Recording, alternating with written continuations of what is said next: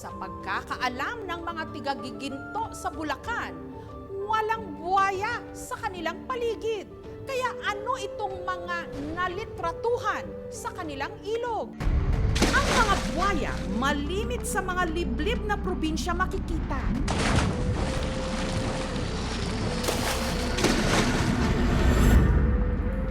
Kaya ang mga residente ng bayan ng Giginto sa Bulacan, sinasakmal ngayon ng takot. Oo nga't malapit sila sa kabayanan. Pero bali-balita ngayon na sa ilog sa kanilang bayan, may buwaya na rin daw na namamataan. Baka pagka wala na humakain yung buhayan, bata na ang mawala sa amin.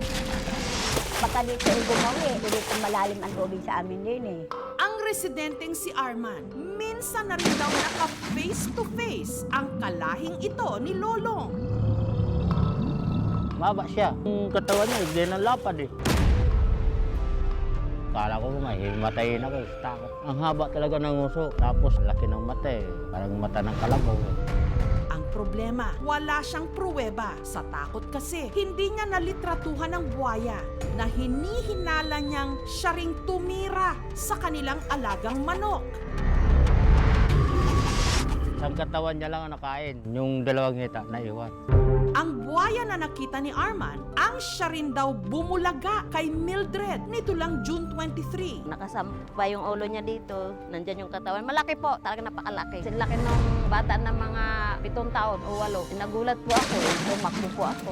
Hanggang nito lang Lunes, ang mga dati kwento-kwento lang, kanila nang napatunayan ng ang sinasabing buwaya caught on camera na sa barangay Malis ng residenteng si John. Ang katawan nito nakalubog sa tubig, pero ang ulo nakaangat. Yung katawan niya nakatago sa ilalim ng water lily. Ganun po siguro, dalawang palad yung ulo. Nakalutang po.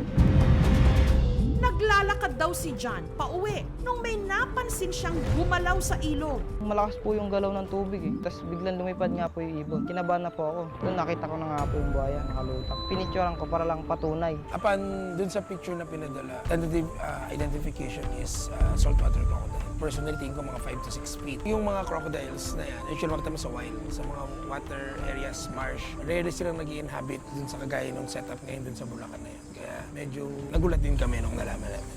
At ang ikinababahala ng mga residente, ang panganib, lalo na kung tataas ang level ng tubig sa ilog ng Giginto.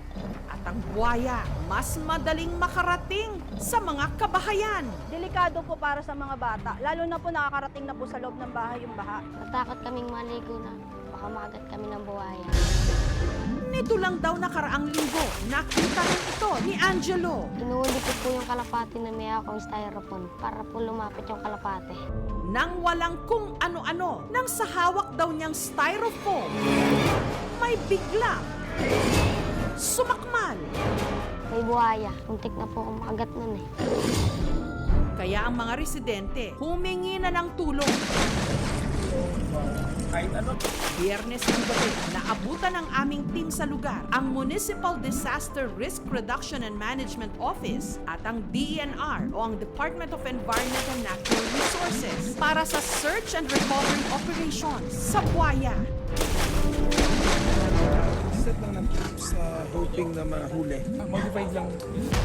Sunod nilang pinuntahan ang posibleng pinaglulunggaan ng buwaya. Yung trap is to catch yung buhaya, namang buhay daw. Pero maya-maya lang, biglang bumuhos ang malakas na ulan.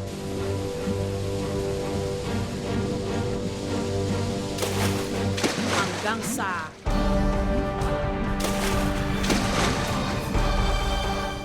susunod, buwaya near the city, caught on camera sa bayan ng Giginto sa Bulacan. Baka pagka wala na humakain yung buhayan, bata na ang mawala sa amin. Baka dito ay gumawi. Baka maagat kami ng buhaya.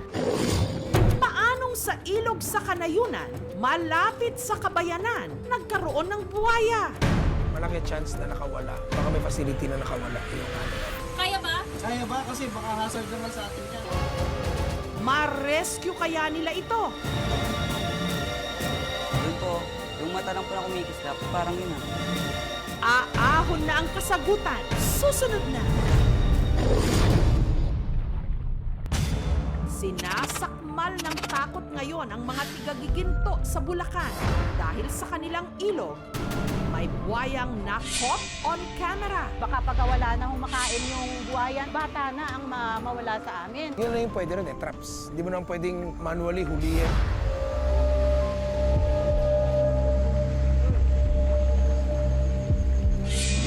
Sakay ng rescue boat ang mga otoridad. Ginalugad ang ilog. Doon po, yung mata lang po na kumikislap, parang yun ah. Bukat ko yung buhaya, nangong buhay dapat.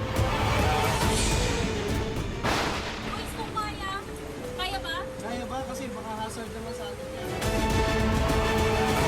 Pero nung lumalim na ang gabi, walang buwayang nakita. Sa community, may mga feedback na nakikita nila. Monitor namin yung trap na nakalagay dyan. I-contain yung mga tao na wag muna lumapit dun sa mga trap, tsaka dun sa body of water. Wag lang mabubulabog yung territory nila, so hindi naman sila mga attack. So far naman, wala naman kaming reported na any attack sa mga tao. Kinabukasan, bumalik ang mga otoridad.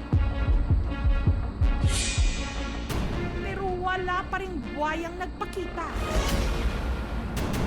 Malaki chance baka may facility na nakawala yung animal. That's what we are trying to find out kasi hindi naman susulpot yun bigla lang. Meron tayong RA 9147, it is the Wildlife Act. Yun yung batas na nagpoprotekta sa lahat ng hayop sa Pilipinas natin sa ating mga kagubatan. Bawal po silang hulihan o saktan ng walang kaukulang permit. Dire-diretso naman yung paggawa noong riprapping ng ilog natin. Kasunod na rin yung paggawa ng pag-dredging. Di lang sa bayan ng Giginto, kundi yung mga kalapit na bayan na apektado ng pag-high tide.